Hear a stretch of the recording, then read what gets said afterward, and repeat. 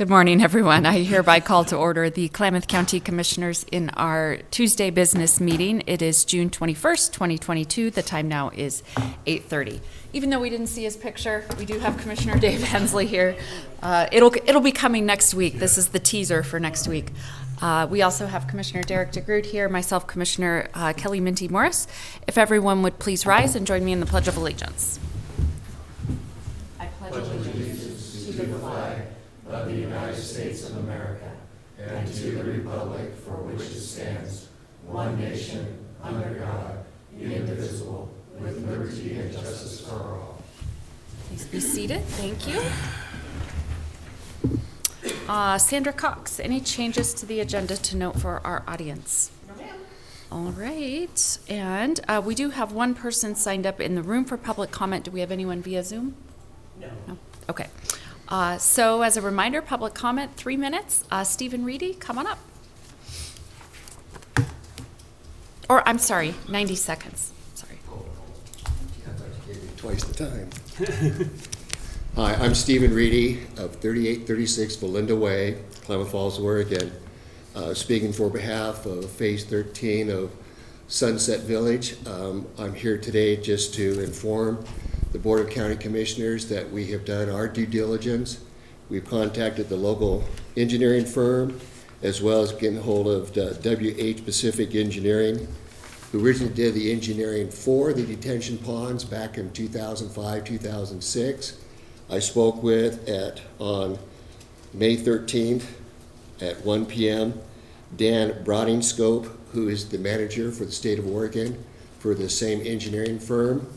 He informed us that design by Dave Bergman was an overkill and that the detention ponds were not required.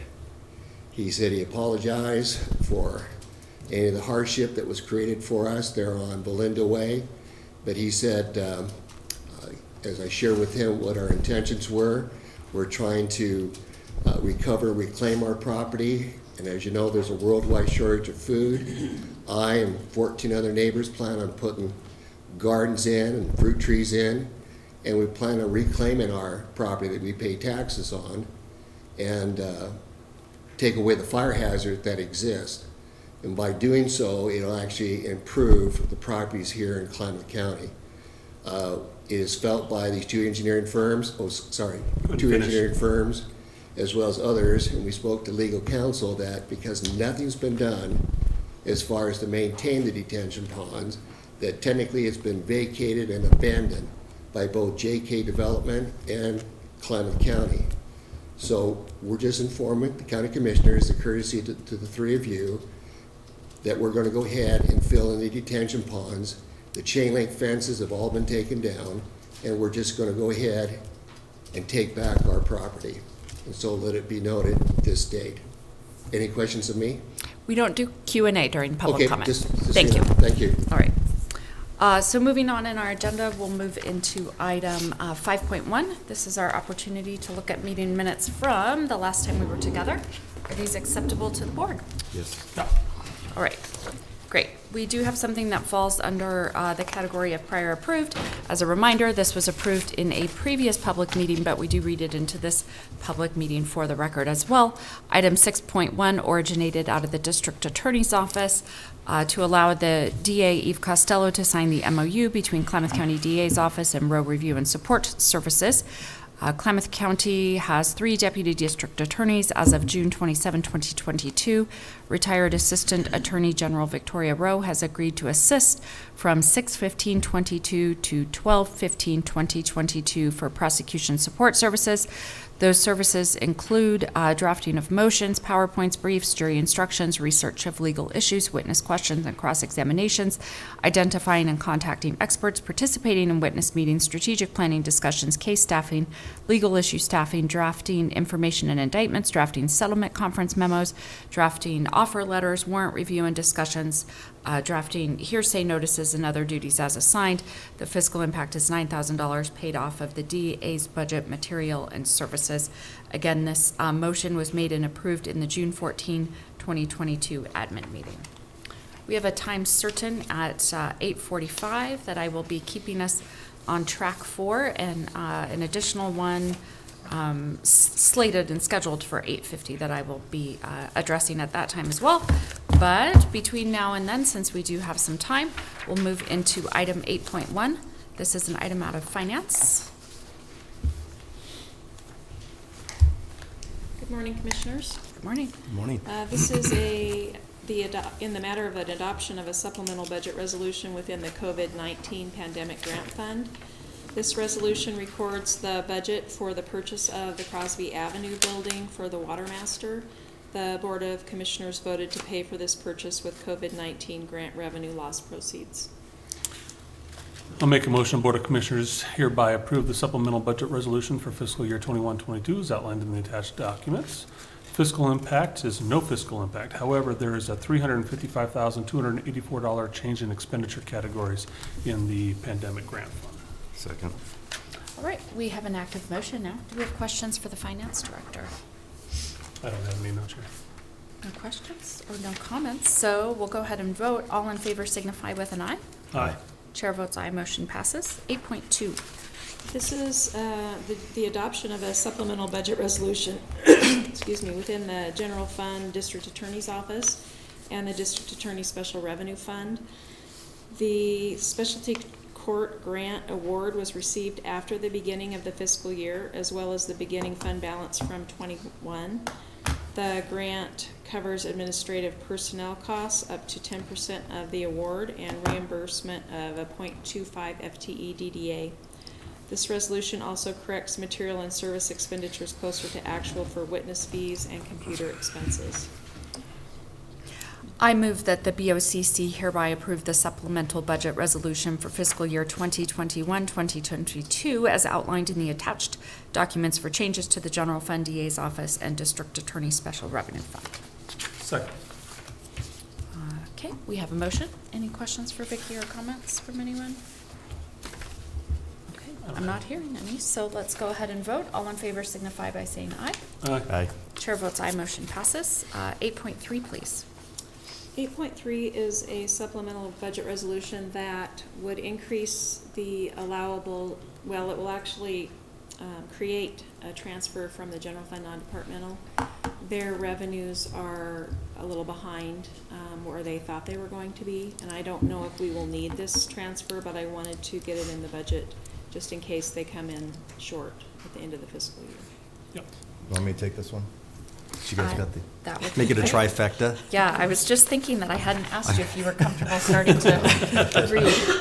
I make a motion that the Klamath County BOCC approve the budget resolution for fiscal year 2021-22 as outlined in the attached documents for changes to the general fund, justice court, and non-departmental funds. Second. All right, we have a motion now. Questions of finance? Comments? Okay, not hearing any. Let's vote. All in favor signify with an aye. Aye. Chair votes aye, motion passes. 8.4. This is a resolution within the Public Health Fund. This supplemental budget records end-of-year budget category adjustments based on year-to-date activity and projected ending budget status. The three sub-departments being adjusted are environmental health, clinic nursing, health promotion, disease, and prevention. There's no fiscal impact. It's just a matter of changing categories within the subdivision or sub-departments. I move that the board hereby approve the supplemental budget resolution for fiscal year 2021-2022 as outlined in the attached documents for changes to the Public Health Fund. No fiscal impact. Second. Any questions now on Nope. this item for finance? No? All right, let's vote, guys. All in favor signify with an aye. Aye. Chair votes aye, motion passes. 8.5. This is a budget resolution within the General Fund Sheriff's Office and the Sheriff Court Security. This supplemental budget transfers budgeted funds from the Sheriff's Office Patrol Division from Personnel Service, the category of Personnel Services, to Material and Services. Increase in costs associated with fuel, fees, and equipment has made this change necessary. The resolution also increases the personnel budget in court security because they had some additional staff changes at the end of this last spring. There's a fiscal impact in the recommended motion. I make a motion that the Klamath County Board of Commissioners approve the supplemental budget resolution for fiscal year 2021-22 as outlined in the attached documents for changes to the general fund, Sheriff's Office Patrol Division. The fiscal impact is $25,000 increase in revenues and expenditures in Sheriff's Court Security and no fiscal impact in patrol. However, there is a change in expenditure category of $60,900. Second. All right, any discussion on this item? I do not.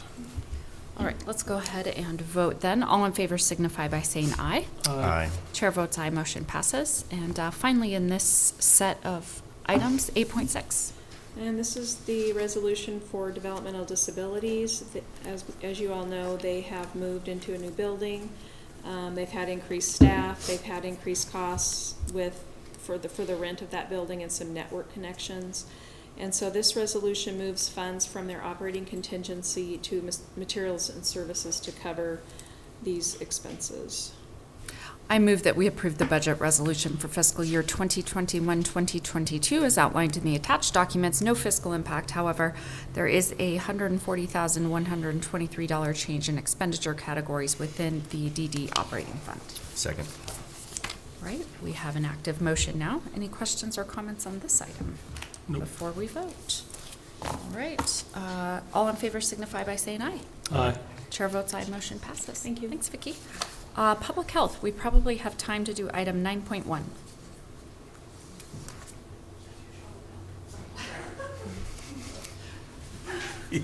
Morning, The director Jennifer. is chatting in the third row. We were talking business about this quote. 9.1, please. Oh, gosh. Sorry, everybody. Good Oh, you're morning. good. Okay. So this is in the matter of selecting a quote for replacement of our floors in the WIC division of our building. We would like to replace the carpet with laminate flooring. It's a high traffic area and lots of spills and children bodily fluids happen there. And so this would help us clean it much more easily and make it look nice. So we solicited 4 quotes from 4 local companies, which all of the quotes include demolition, labor for the installation, and the materials. And so we got 4, one from Cardinal, one from Diamond Home Improvement, one from Petrie's, and one from Premier Flooring. The lowest cost selection was Diamond Home Improvement for $13,670.74. And that was for a glue down floor, which we got quotes for the glue down from all 4. Director Little, do you want to expand on the bodily fluids comment? No, she doesn't. I'm just curious. Oh, I mean, just like little kids, you know. They I'm can't- teasing you, Okay. Director. Totally My get it. goodness. Totally got it. Yeah, we got it. Yeah. Got it. Calm down. All right. I move that we approve the quote from Diamond Home Improvement for a fiscal impact of $13,670.74 from WIC Subdepartment 4048. Second. Right, we have a motion now. Any questions for the director? All right. No. No. Thank goodness. I don't think I can ask a Okay. better one. Let's vote. All in favor signify with an aye. Aye. Chair votes aye, motion passes. We'll see you in a little bit. Okay, I do need to move us into our time certain. As a reminder, we have a time certain at 8:45. This is the matter of holding a public hearing to take public comment on the legalization of Pickett Road in Klamath County, Oregon. As some background, the BOCC will hear and determine whether Pickett Road, as described in the attached, shall be ordered as a lawful county road. The affidavit of posting and service has been notarized and made part of the permanent public record. This hearing allows persons interested in or concerned with the legalization of Pickett Road as a county road to voice their opinion. No fiscal impact. I move that we hold the first and only public hearing to take public comment on the legalization of Pickett Road in Klamath County, Oregon. Second. Right, we do have a motion to consider simply based on the holding the first and only hearing. All in favor signify with an aye, please. Aye. Chair votes aye, motion passes. I'll move us to do we want Director Morris, do you want to provide a staff report for the board before I take public comment? Sure. Good morning. Good morning, Jeremy. Real quick, just 10,000-foot view summary. Pickett Road is a paved county road, and It has utilities along it and also provides legal access to hundreds and hundreds of parcels of land. It's several miles long. We don't have any establishment documents for it. Of course, when you're overseeing a 1,700-mile public road system, things like this crop up, and let's call it, 1%. Well, that's 17 miles, countywide, or maybe similar to this. Plus, you combine that with 65,000 tax lots. There's a lot of there's just a matrix of issues that come along with that. So we recognized a while back Pickett Road didn't have any establishment documents. This is the process to legalize it, which is provide the establishment documents along with physically survey the location of it. And we did our best to avoid adjacent obstructions, like irrigation and other things. And if passed, then this will allow us to go to the next steps this summer as time permits. Between other projects and emergencies, we would establish pins and a survey map and finalize this process. All right. Any questions for the director before I take public comment? I don't. All right, not hearing any. So I will open the public hearing portion. Again, it's Tuesday, June 21st, 2022. The time now is about 8:47. Is there anyone here who is here to provide testimony or comments in support of this? In support, going once, going twice. Okay, from a neutral position, going once, going twice. And finally, is there anyone here who came to give comments against this? Going once, going twice. All right, I'm going to go ahead and close the public hearing. Again, there was only one hearing to be had, and then we will take the item, the item. Quick discussion. In our legalization notices and postings, individuals were supposed to reply by June 14th to the clerk with written documentation of their objection. The clerk issued us a letter this morning that they didn't receive any objections. I would entertain a motion. I'll make a motion that the board approve and execute the order to legalize a portion of Pickett Road in Klamath County, Oregon. Fiscal impact is none. Second. All right, we have a motion for consideration. Any additional thoughts before we vote? I don't have anything. Okay. Then let's go ahead and vote. All in favor signify with an aye. Aye. Aye. Chair votes aye, motion passes. Thank you. Thank you. Thanks, Jeremy. Okay, so we are now moving into, it is 8:50. We do additionally have a time certain set for 8:50. This is in the matter of the holding a hearing on Klamath County Animal Control via the Sheriff's Office oversight. And it is my understanding via our administrative staff that there's been a request that we reschedule this hearing based on staffing. Sandy, would you like to share with the board thoughts on this? Excuse me, my understanding just prior to this meeting is that there are some things that need to be fixed within the ordinance, and that Commissioner Hensley also would like to review it a little bit further. This was something that was started prior to him becoming a commissioner. Therefore, Sheriff Caber has asked us to postpone this, and just to let everybody know, we will have to renotice this in the paper, so there will be an additional cost, and it will be, a little bit down the road before we have this hearing. So I think just as a matter of process, I think we need to move to actually table this and reschedule. So I would consider that motion. Move to table. Do we have a second? Second. All right, we have a motion essentially asking to table this item and reschedule it. Any other discussion on that before we vote? No? All right, so the motion to table is on the table. All in favor signify by saying aye. Aye. Aye. Chair votes aye, motion passes. So we will move into item 10.1.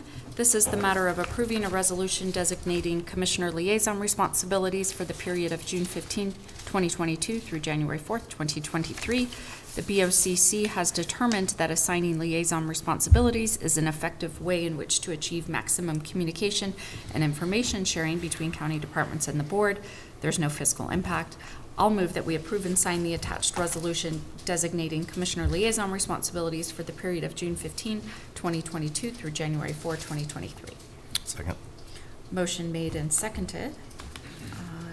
As a, maybe a point of information for audience, we were able to, this updates and allows Commissioner Hensley to join us with some of his own liaison responsibilities, maybe most notably Public Works, the Sheriff's Office, the Treasurer, and Finance, as well as some non-departmental, so that will keep you plenty busy. That sir. should work, yeah. That's a jump-off point for sure. Yes, and we, Sandy, can we make sure we get this on the website? Because we get a lot of people asking about that information. So if anybody wants to see who has what, or be able to better connect with us more directly on specific departments, check the website for that list. Okay, I'll call the question. All in favor signify by saying aye. Aye. Chair votes aye, motion passes. We'll move into orders. Item 11.1 is under property sales. Yeah. Morning, Commissioners. Morning. Before you today, we got the matter of the giving the Klamath County Treasurer to distribute the proceeds from the sale of tax foreclosed properties. When property has been subjected to tax foreclosure for non-payment of taxes and interest and not redeemed within the 2-year redemption period, property is deeded to the county by the tax collector, and any property owned by the county and not in use for county purposes is offered for sale to the public. On August 25th and 26th of 2021, the county held a public sale, and after the county treasurer deducted the county's expenses and costs from the sale, there remains a sum of $854,257.76 to be distributed as required by ORS 311-390 in accordance with ORS 275-275 on or before June 30th of 2022. Fiscal impact is $854,257.76 expenditure from the County Property Sales Trust Agency Fund. I want to make a motion, we approve and execute the attached order for the county treasurer to distribute $854,257.76 as required by ORS 311.390 in accordance with ORS 275.275 on or before June 30, 2021. Fiscal impact again is the $854,257.76 expenditure from the County Property Sales Trust Agency Fund. Second. All right, we have a motion now for consideration. Do we have any questions of the property manager? We did provide you a typo there in the recommended motion of before June 30th should be 2022. Thank you. So I would amend my motion to say June 30th, 2022.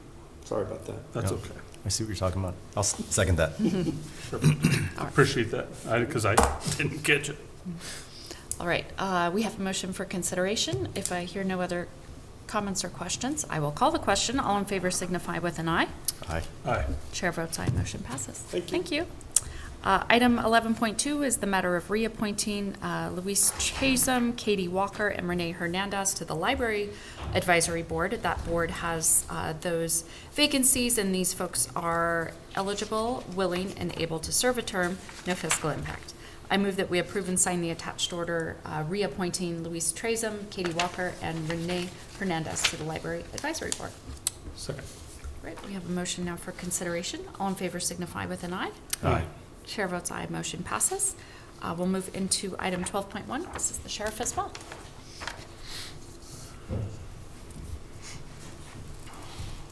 Good morning, Commissioners. Good morning. I'm here in the matter of asking for approval to re-sign a longstanding MOU with Lake County Community Corrections over there with our jail staff. We have been leasing them each year 730 jail bed days to house adults in custody for them. This time period will begin July 1, 2022 and end June 30th, 2023. The agreement addresses the type and frequency of jail bed usage in accordance with Senate Bill 1145. It also describes what our medical expense mitigation will be, our billing procedures, and our liability concerns and ways to terminate this MOU as well. The memorandum of understanding will provide $61,000 in revenue to the Klamath County Corrections Department of the Sheriff's Office, which has already been planned for in the upcoming budget. I've got a question, Sheriff, real quick. Is that a guaranteed 61,000 for that number of beds? So if they don't use it, you wouldn't get the 61,000, or explain it to me a little bit more. Yeah, they're gonna pay $61,000 a year, which they have been for at least the last 5 years that I know of, whether they use the beds or not. Okay. And they usually don't. Okay. That's the only question I had. Okay, I would entertain a motion. I'll make a motion that the board approve the sheriff to enter into and sign the memorandum of understanding between Klamath County Sheriff's Office Corrections and Lake County Community Justice, whereby Lake County will pay $61,000 to Klamath County Corrections for the leasing of 730 jail bed days during the period of July 1, 2022 through June 30, 2023. Second. All right, we have a motion for consideration. Any questions or comments? I don't have anything. Okay, all in favor signify with an aye, please. Aye. Chair votes aye, motion passes. Thank you. Thank you. 12.2, public health. Ready this time. Yeah. You were walking up before she called you.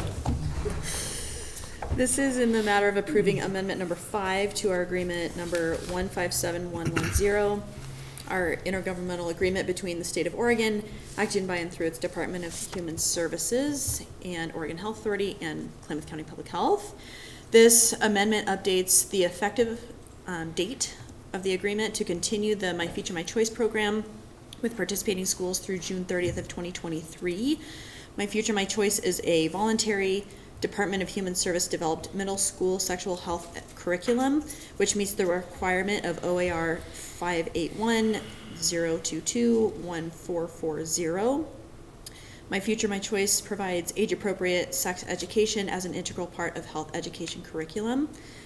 The fiscal impact is grant revenue of $19,700 to Health Promotion Disease Prevention Subdepartments 4049 for a total grant agreement of $98,500. I move that we approve Amendment 5 to Agreement 157110 between the State of Oregon acting by and through DHS and OHA to Klamath County Public Health.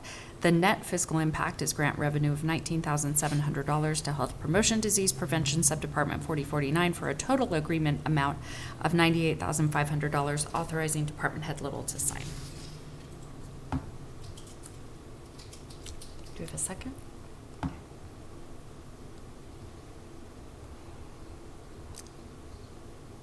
All right, is there concern over this item to have it not be seconded? Is there, Explain to me how the program is voluntary. Yep, so the schools can decide to use this curriculum or not. And then the parents receive a letter where they can see all of the lessons online, and then they can opt their students out of either individual classes or the entire curriculum. So that's how it's voluntary. But it's not an opt-in when the parents receive it, it's an opt-out. Correct. Yeah. So the children are presumed to participate unless the parents are actively engaged, paying close attention to what's coming home with their kids and opting them out of the program. Correct. And a similar situation happened a few years ago, and Commissioner DeGroot would remember this, and the same concerns happened.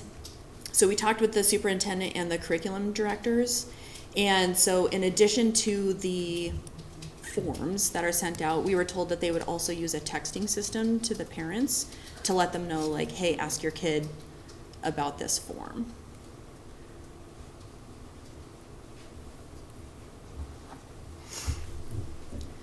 One of the things that I presented last time as well is there are a lot of really engaged parents who want to have these conversations on their own with their children, and we absolutely respect that. There are also lots of parents who are not engaged, and their students will not get any of this education without the schools. And so that's why we're really adamant about offering it. Forgive me, I'm going to ask a couple of questions, but I feel Sure. like I'm playing catch-up, and I don't want No, to that's waste a fine. lot of time, but I have some concerns, and I haven't seen this until, this meeting. Help me understand from your perspective, Jennifer. I've known you a long time, and I trust your opinion. Tell me how you feel it's the county's responsibility, not the school district's responsibility, to deal with sexual education in the schools. Well, we're not actually teaching it for them. What we do is simply facilitate it for the teachers. So we help arrange for the training, get the teachers to do it. We actually reimburse for their substitute time as they attend the training. And then we can, if the school decides to use teen leaders for a few of the lessons, for example, goal setting, then we help recruit those teen leaders, so it takes the onus off of the schools, so we can help that engagement. But like I said, at the end of the day, the schools can decide not to use My Future, My Choice. They have just simply done so for the past at least 9 years since I've been here. And what schools do utilize this program? I believe all of the city's schools, so it's taught in the junior high, so Brixner, all of the county schools. I don't think Eagle Ridge does, but I think all of the other junior highs do. No, Eagle Ridge is a high school, so they wouldn't count. Okay. I don't- I'm happy to, take some time afterwards, and I can show you the curriculum and go through all the stuff, if that would make you feel more confident. I'm not going to publicly say I think this is a bad idea. I'm just really uncomfortable today saying yes to this without having all of the information. And that puts me at a little bit of a pause. I've heard good and bad from constituents about this program, and I don't feel like voting yes would be supporting the vast majority of the constituents that like it, and voting no would be supporting the vast majority that don't. I've heard pros and cons, and I feel like I'm back on my heels a touch in that I'm just not well educated to make a proper decision. So I would be more inclined to say no today without that without me being personally educated. Mm-hmm. Yeah, and I'm fine if we would bump this a week, because the contract does run out at the end of this month, and so the DHS folks are, kind of anxious about it. I understand. But happy to take an extra week, and then you can make a more informed decision, if that's appropriate. Okay, so I would suggest, by consensus, that we pull this item and bring it back next week, giving you time to review. Thank you, Jennifer. All right. Okay, thank you. We'll move on to item 12.3, Public Works. It's weed control, yes? Sorry. Sorry, That's okay. It's all right. Good morning. got to adjust my hearing aids with my phone before I come down here. I can hear that really well. Okay, good morning, Todd Pfeiffer, Public Works Weed Control. We have here an agreement between State Parks and Recreation and Klamath County Weed Control to treat noxious weeds on the former OC&E Railroad right-of-way. Basically, it's the paved portion from their shop just on the west side of Washburn Way all the way out to Olean. The weed control used to do this all the time. The last time we did it was in 2014, and then State Parks has had budget cuts and changes in managers, and they tried to do it themselves. They tried to hire private contractors to do it, and now they're back to asking us to do it. And this is just a small, we used to do the whole thing from Klamath Falls all the way to Bly.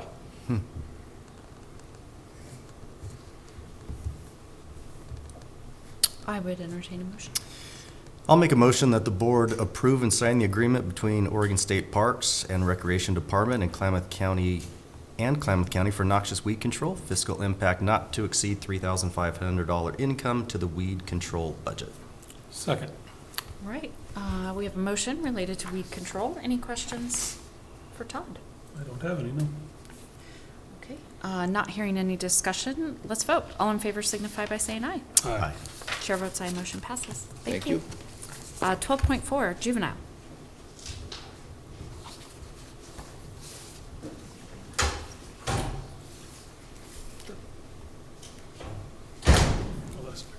Good morning, Mr. Golden. Good morning, Klamath County Commissioners. I'm Dan Golden, Director, Klamath County Juvenile Department. I'm here this morning to request your approval of a new contract between Klamath County by and through the Juvenile Department and ORW Architecture of Medford, Oregon, to continue to provide architectural and engineering services to the Klamath County KCR construction project. The origins of this contract go back to November of 2017, when, as a result of a competitive bidding process, the board approved a contract between ORW and Klamath County, the Juvenile Department, for construction of the Klamath KCR residential treatment facility, funded by Oregon lottery bonds. That contract ran for 3 years and was extended, but will finally terminate June 30th of this year, 2022. This is a continuing project, so the Juvenile Department requests approval of a new 3-year contract to continue architectural and engineering services provided by ORW to the KCR project.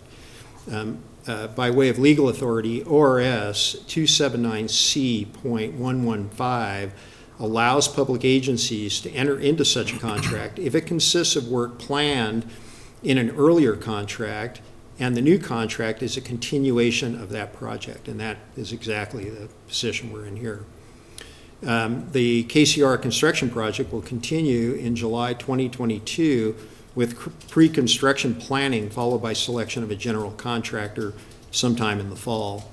The KCR project will receive $12 million in new construction funding from Oregon lottery bond sale in April of 2023. The fiscal impact of this new contract as a continuation of the work will be an estimated total cost of $1,815,315. The Klamath KCR construction project, again, is funded by Oregon lottery bonds with $1 million awarded in 2017 and $12 million awarded in this last session, the 2021 session by the Oregon legislature. Klamath County has pledged a $1 million match. I'll make a motion that we approve the new contract between the County Juvenile Department and ORW Architecture Medford, Oregon for the KCR project.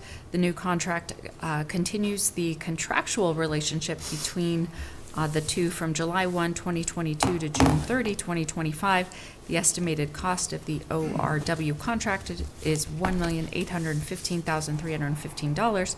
The KCR construction project is funded by Oregon lottery bonds in both 2017 and 2021 with a $1 million Klamath County match.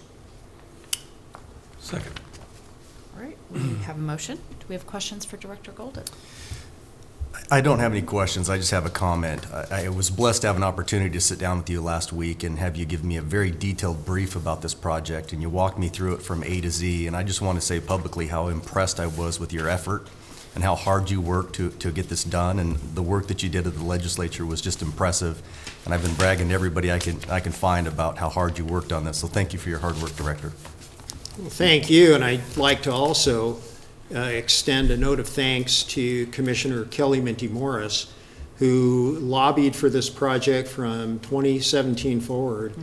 Countless trips up and over those mountains in the middle of winter during those sessions that they have up there in the early spring, and has been absolutely magnificent in supporting this project. And also Commissioner DeGroot, whose expert testimony before the Ways and Means Committee in the successful ask for the $12 million cinched the deal for Klamath County.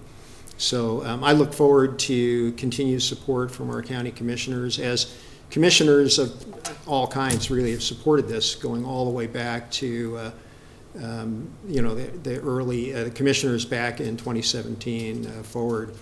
And also I have to give a note of thanks as well to Representative Reschke, who has been a real champion of this project and taken it to legislative leadership over and over and over again through all the ups and downs that we've had for funding this. So looks like we're finally getting into the home stretch on this. So thank you very much. Thank you for your guys' hard work. This is an amazing project. All right, I'll call the question. All in favor signify with an aye. Aye. Aye. Chair votes aye, motion passes. Thanks, Dan. Thank you, Director. Thank And you. finally, 12.5, Fairgrounds.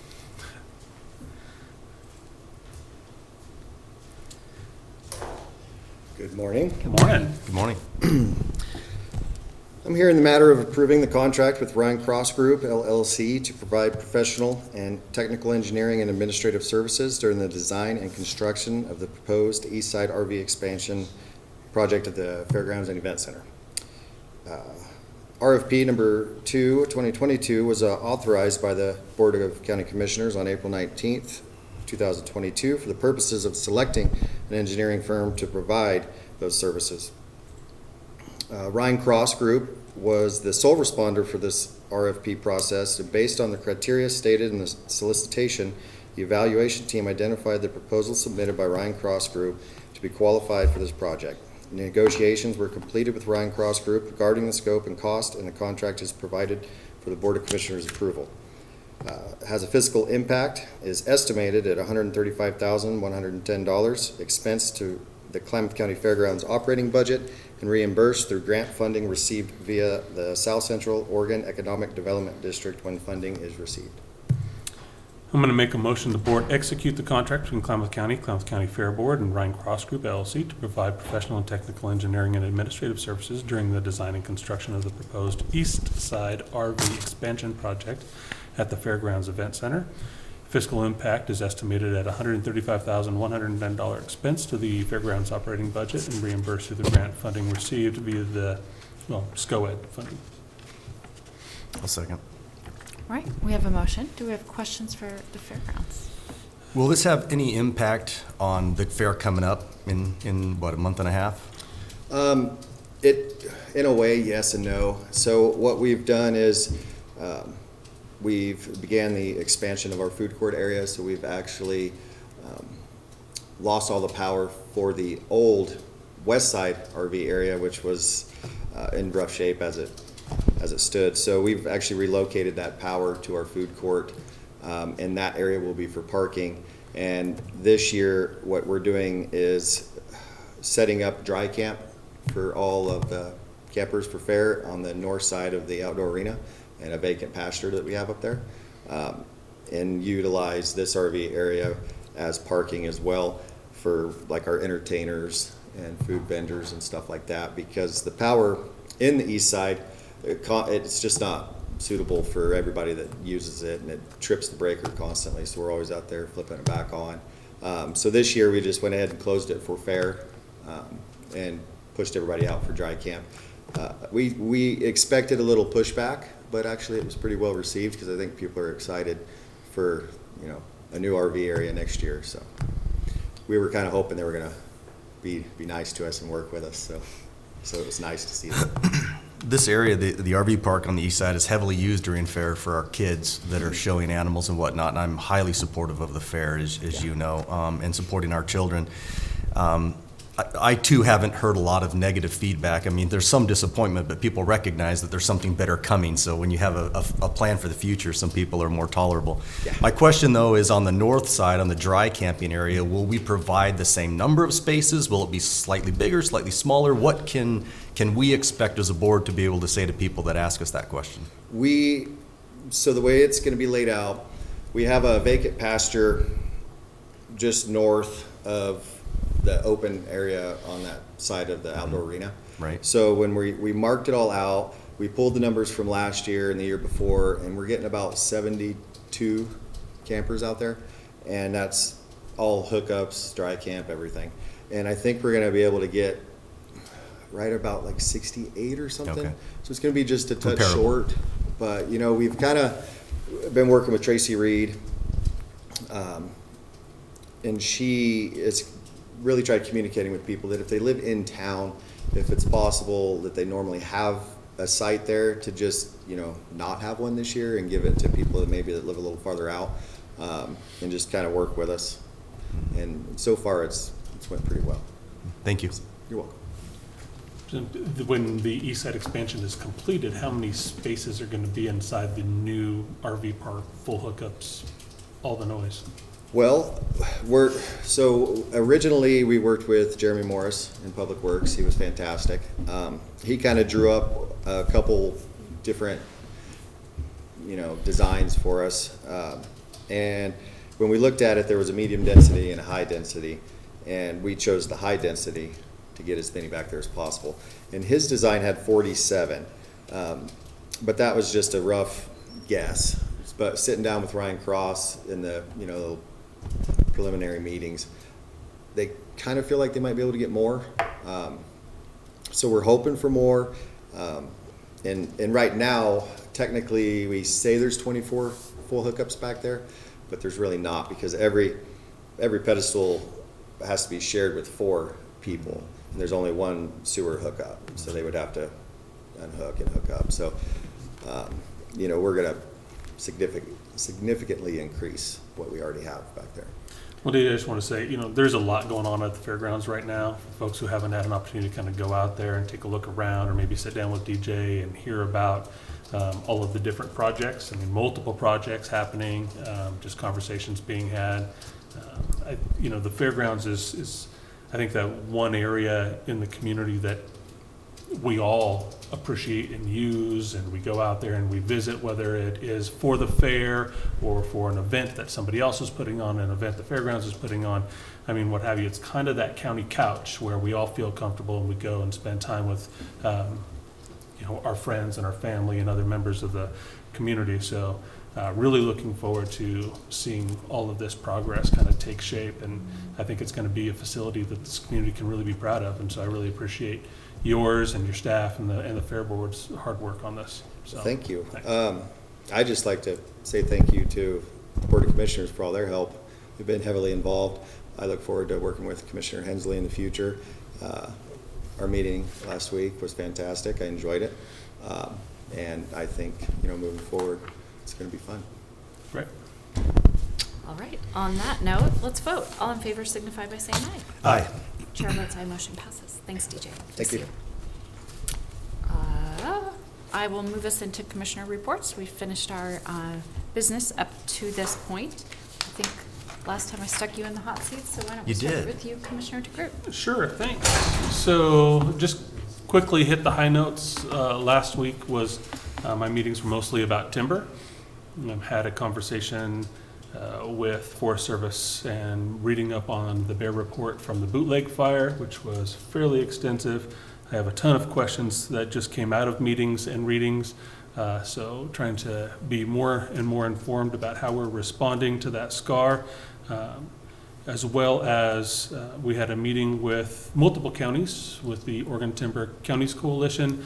That is a group of counties that get together and advocate for policy changes on Forest Service ground, at which I believe that we have great strategies moving forward to try to improve conditions in our Forest Service forests. And then we also have ONC forests, and had another meeting yesterday where we were discussing those. So for folks that don't know, I mean, we just see all the timber around, but you have Forest Service ground, you have state forest ground, you have ONC ground that's managed by the BLM. So trying to coordinate all of that and try to get some consensus on how we manage those forests is challenging.